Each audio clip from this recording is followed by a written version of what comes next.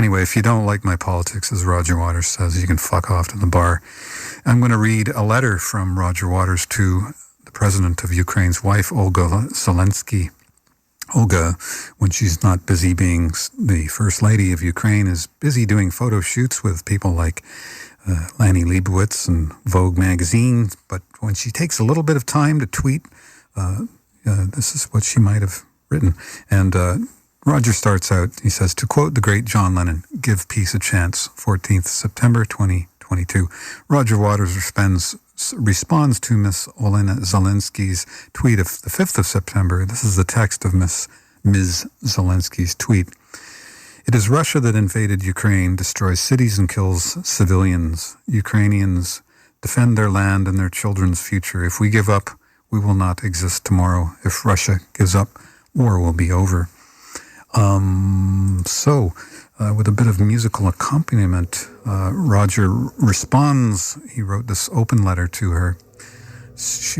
Roger says, "Dear Mrs. Zelensky, please excuse my tardy reply to your Twitter response to my open letter."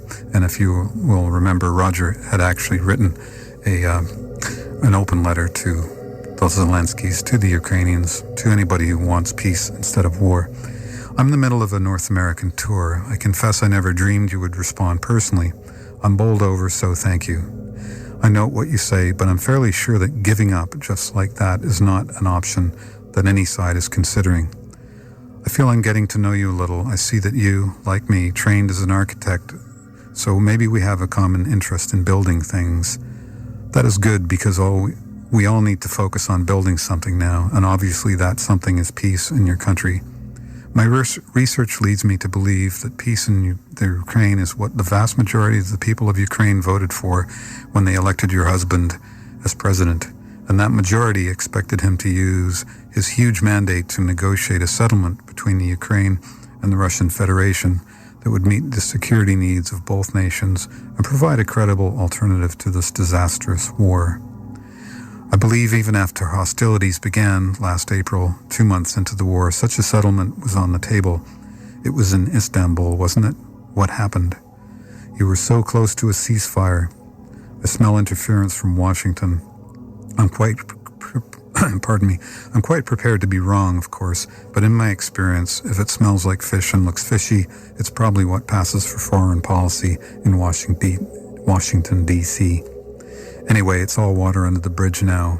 What I'm suggesting is that the only sane course is for all sides, and I say all sides, not both sides, because clearly this is a proxy war that involves the USA. So all sides need to agree to an unconditional ceasefire and the beginning of talks.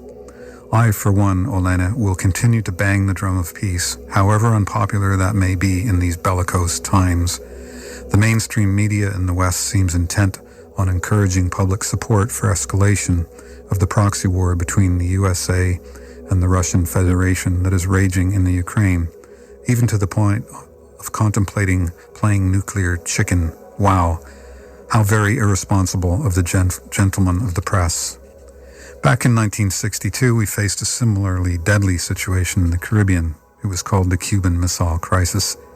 The whole human race came perilously close to extinction in a nuclear war, and we all knew it. That crisis came about because the USA, quite rightly, perceived an existential threat because the USSR was installing nuclear missiles in Cuba, only a stone's throw away from the US mainland. Today the roles are reversed. It is the USA that seeks, through NATO, to install nuclear weapons in Ukraine, right on the Russian border, only a stone's throw from Moscow.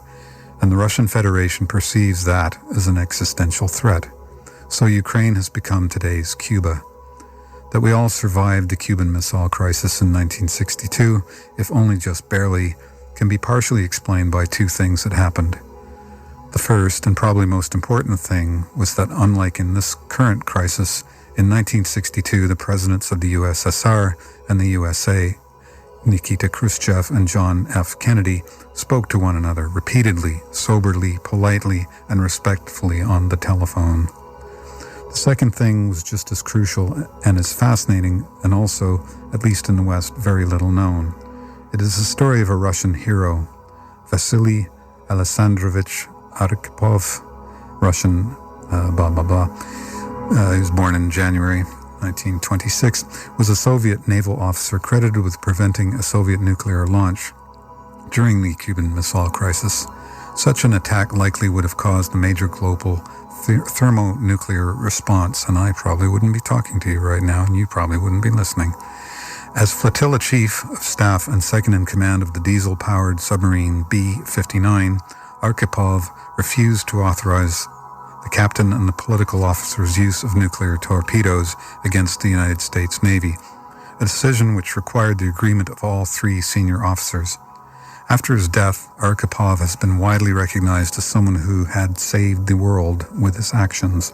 Wow, Vasily, on behalf of the whole human race, thank you for doing the right thing.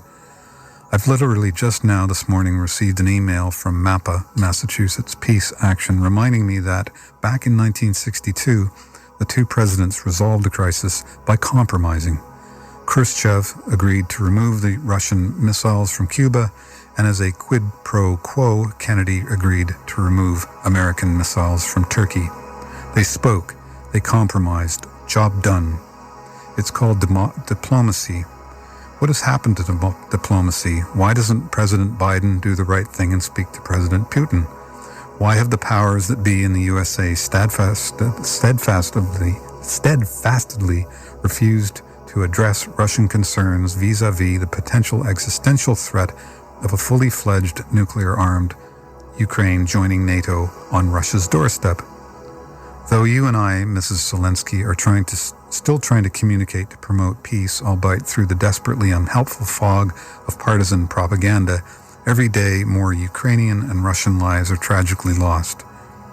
Unfathomably, the President of the United States of America speaks publicly in raucous and bellicose tones of removing his opposite number in Russia from power. What? Mr. President, the world is not a unipolar Marvel comic strip. What are you thinking? The powers that be who pulled your strings and presumably tell you what to say have a powerful echo in the whole of the mainstream media, but we the people, have a voice too, and we will continue to use it in spite of your efforts to subvert the law. Ignore the Constitution of the United States and suppress basic human rights, even to the point of imprisoning journalists who actually believe in liberty and democracy. Yes, Mr. President, I'm talking about Julian Assange. More and more we are noticing that U.S. foreign policy, as planned 30 years ago by the Project for the New American Century, by Paul Wolfowitz, Mr. Kagan, Bill Kristol, Donald Rumsfeld, Dick Cheney, and the rest of the neocons, has increasingly become the voice of the schoolyard bully. Do as we say or we'll kick your teeth in. Really, do you think the American empire should be trying to start a war with Russia and then China? Are you crazy? We the people don't want that because we the people are not crazy. And the Russian and Chinese people don't want that either because they too are not crazy. And by God, if you do start one, we better all get ready for a bloody nose, because as I recall, the Russian people didn't want a war with the Germans either, but 26 million of them died giving the Nazis a very bloody nose. So where was I, Mrs. Zelensky? I am sorry, I got a bit sidetracked. Oh yes. Why don't you prevail upon your husband to do the right thing? And we the people in the USA will try to prevail upon poor old Uncle Joe Biden to do the right thing. And the Russian people will prevail upon the stripped to the waist Vladimir Putin to do the right thing. And maybe together, we the people can prevail upon all our leaders to do the right thing. And maybe we can save the world from the imminent destruction upon which they seem hell-bent. Maybe we can prevent the powers that be from sacrificing this, our beautiful planet home, on the altar of their deadly unipolar war-mongering. Love, Roger Waters. Earthling, you can't prevent the war after it starts. And that was an open letter from Roger Waters to the president of Ukraine's wife, Olga Zelesky. I hope she reads it. I hope she passes on the memo, and I hope somebody gets it.